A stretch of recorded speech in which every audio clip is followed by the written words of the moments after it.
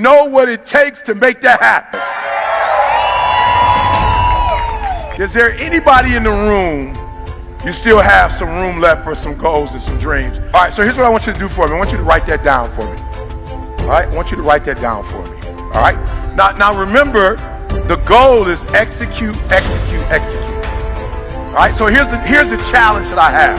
So there are two groups of people walking the earth. All right, you got one group right now. Now both groups have these dreams and these goals.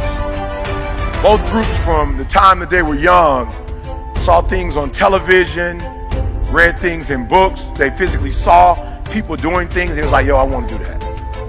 Like, I want that. I remember being a kid, you know, and I used to watch the Brady Bunch. And I used to be like, yo, I want a family like that. I remember watching it. See, my mom had me. She got pregnant at 17 with me. I didn't really start talking to my biological father, like literally having a conversation with my biological father until I was 30. So as a child, because I didn't have that, you know, traditional home, I remember looking at the Brady Bunch going, I remember, oh, Leave It to Beaver. Oh, Leave It to Beaver. Like, I just was like, you know, as Cleavers, like, they just had it going on. You know what I'm saying? They never like really argued. You know what I'm saying? Like, they worked everything out. Everybody like had roles and responsibilities. It was just, they were great. Right? And so I remember growing up, like, yo, one day, like, this is my reality. But one day I'm gonna have a family just like Leave It to Beaver. Like, I remember saying it to myself. And I remember friends, like, they want to drive these kind of cars and live in these type of neighborhoods. I wasn't really thinking about that kind of stuff. I was just like, you know what? Like, one day I just want to have a happy family. Like, I want to come home and I want my kids to like run up to me, Dad. When they get older, I want them to be proud of me. Right? I just have these dreams. I'm gonna put my kids through college. They're not gonna have to pay for college. I'm gonna put them through college. Like, they're gonna go to, you know, these big colleges and whatever. I had dreams. Right? I had dreams. And so what I want you to do for me is, I want you to, and I know a lot of you are adults and you're adulting, and sometimes you don't have time for dreams and goals and stuff, right? But I want you to do me a favor. Like, don't let life do you like that. Like, don't let life put you in a circumstance or a situation where you stop dreaming. Like, don't let life put you in a situation where you are helping somebody else make their dreams become a reality. You forgot you have your own. Like, don't do that. Don't get so caught up giving some job 30, 40, 50, 60 hours of your day that you don't have any time left for yourself.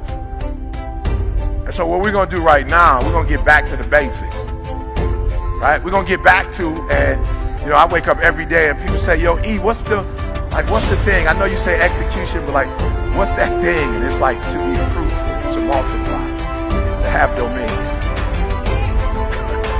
Like, no. When I wake up every day, like, I claim that the first commandment, not the one later down in Exodus, like the first one in Genesis, was I was commissioned to be fruitful, to multiply, and to have dominion. Like, that's what I was commissioned to do. Like, that's the command. And so I want you to write down those dreams and goals that you still have that you have not accomplished. I want you to write them down. Now do me a favor, don't adult me, don't life me. I'm not interested right now in reality. I don't want to talk about reality right now. I remember CJ, he's the president of my organization, and CJ and I used to talk, and I was like, CJ, that's not real. And he said, E, don't let the truth mess up a good story. Don't do that. We're not doing that right now. And so do me a favor, I don't want reality right now. I'm not interested in how much your student loans are. I'm not interested. Because your student loans are sucking your dream. I'm not interested right now. And I got a divorce, and right now I just can't. I'm not interested. I'm not interested. Eric, I lost a child and you don't know what it's like to. I'm not interested in your reality right now. I want you to get back to your dreams. I want you to get back to your goals, because no matter what is happening in life, you've got another 30 years, another 40 years, another 50 years. Like, you can't get stuck on, like, you can't let that thing that devastated you in 1989, the thing that devastated you in 1996, 2001, like, you can't wake up every day to 2001. 2001 was a tragedy, yes it was, but you can't stay there. You can't keep waking up to that. Now you gotta wake up to your dreams and go, look, I always tell people, we all go through pain, get a reward for yours.